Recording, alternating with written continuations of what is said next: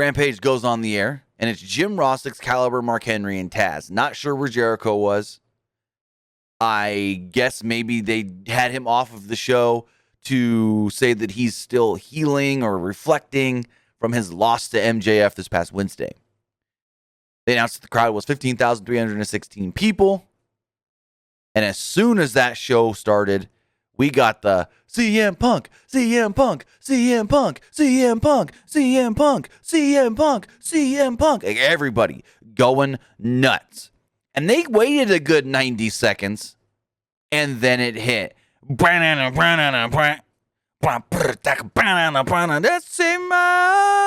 CM Punk eventually makes his way out onto the stage. First time on a national wrestling television show in 7 years. 7. He stood on the ramp and soaked it all in. He walked down the ramp, went to one side, some fans that had a sign for him. Then he turns around, looks at the crowd, points at them over there on the side of the ramp, runs and stage dives right into the crowd. This man looked happy. He also looked like he hadn't slept in a while. He was soaking it all in. He got up on the turnbuckle, put the arms up, standing on the side of the turnbuckle, kind of like Daniel Bryan usually does. And they said, "We will hear from CM Punk after this commercial break. It will only be 60 seconds. Let's take a break. We come right back, and Punk is in the ring, listening to the fans, just going ham. CM Punk, CM Punk, CM Punk. And the first thing he says, I loved this line. The first thing he says, quote, "You guys really know how to make a guy feel like Britt Baker in Pittsburgh." Punk said he did not plan what he was going to say tonight and just knew he had to get out in front of the crowd and feel it. The crowd continued to chant his name, and Punk said he heard the crowd chant his name for 7 long years. Punk said that he doesn't have time tonight to get into everything and tell all the story, but he's got Wednesdays, he's got Fridays, he's got like 4 Saturdays or Sundays throughout the year as well. He's got time, and he's not going anywhere. Punk explained basically that he had to leave for 7 years because he was never going to get physically or emotionally healthy if he stayed in a place that made him sick or something along those lines. He said sick. I can't remember if he said sick or not healthy, something like that. Punk asked the crowd if he could tell them a story, and he sat down in the middle of the leg, cross-legged, just like the pipe bomb. Punk told the story of how he left Ring of Honor in 2005, how he cried the last time he came out the curtain for Ring of Honor, leaving a place that he loved, that he helped make for people to learn and grow in professional wrestling. And he knew the place he was going to wasn't going to be easy for, quote, a guy like him to make it. Punk said that he left professional wrestling on August 13th, 2005. And now tonight, August 20th, 2021, he's back in professional wrestling. So basically, he said he hated his entire time in WWE. That's basically what he told us, that he didn't enjoy any of it. And it's like, okay, what was it, the money? Because he re-signed multiple contracts. It wasn't like he signed one deal with WWE and was stuck with them the entire time. No. Just saying. At this point, Punk stood back up and called out Darby Allin. The camera zoom up to the top of the rafters. Darby and Sting. Darby got some new tree roots on his face. Different face paint.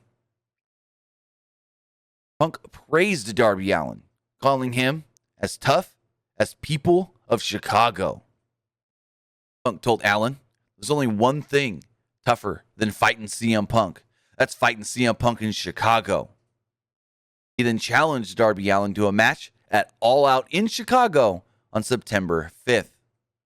Punk ended the promo telling the fans that 7 years is a long time to wait for someone. And, well, on your way out of the building, grab a free ice cream bar on me. He soaked it all in.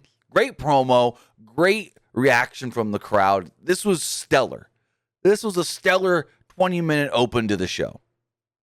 And again, me recapping it, no, you got to go watch it for yourself. It's a tremendous moment in the history of professional wrestling that I honestly don't think could have been bigger with anybody else. Couldn't have been bigger with anybody else that's been gone.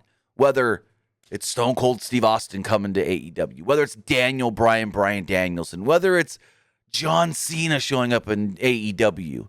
I don't think anybody else could have got this reaction. And now AEW's touting, biggest crowd ever and this and that, da-da-da. This isn't, and I'm going to get some heat and some hate for this. This isn't fully, really, an AEW win. It's a CM Punk win. Because if you think about it, yes, CM Punk is now signed to AEW. They got CM Punk. But they wouldn't have been able to do this without CM Punk. They wouldn't have been able to have a moment like this on a show without a CM Punk. No offense to anybody in that locker room other than Punk, but there's just nobody else in that company right now that could have got this type of a reaction. And again, he dogged on being in WWE. If he would have never left Ring of Honor to go to WWE, he wouldn't be as big of a name that he is. So I'm not trying to diminish anything that they did tonight. That's not what I'm doing. I'm just trying to say that for him to completely try and write off WWE, he's got to still be thankful that WWE used him as well as they did, because he would be a major star. He would be a major star if he would have stayed in ROH and rode the indies and maybe eventually went to TNA Impact for full time or whatever. But if he never went to WWE, this wouldn't have never happened, because he would not have been this big of a star. So I hate to be the Debbie Downer, but it's just the facts. It's just the facts.